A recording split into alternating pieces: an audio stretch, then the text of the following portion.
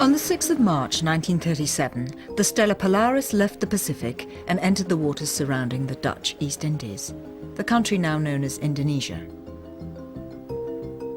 She dropped anchor at Bali, an island still largely untouched by tourism. In the late 30s, it received fewer than 250 visitors per month.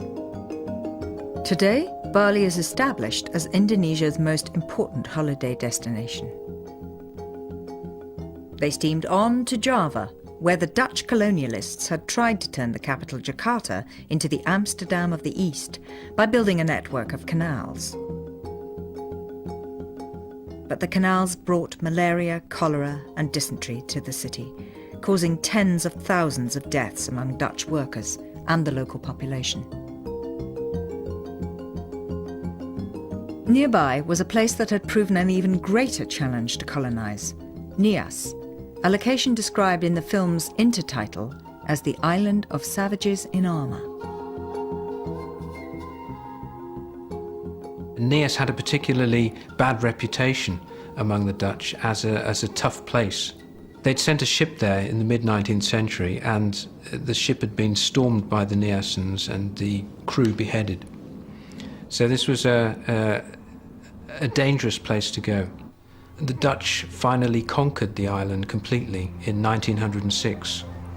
But 15-20 years before this film was shot, these people were still living the heroic life of warriors, raiding enemy villages, capturing hostages, and hunting for heads.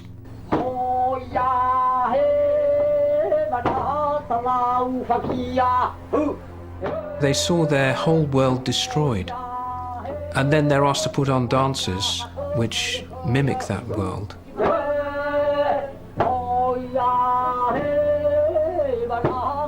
We see the chief in his ceremonial costume, but in fact he had very little power by this time because the Dutch had taken away most of his powers of patronage and jurisdiction.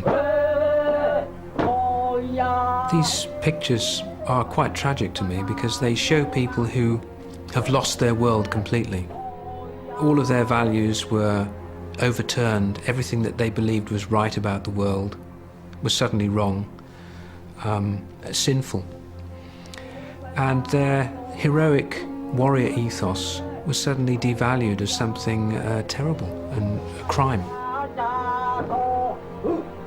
And yet they're standing there in their warrior outfits with their guns, and not surprisingly they look very sour.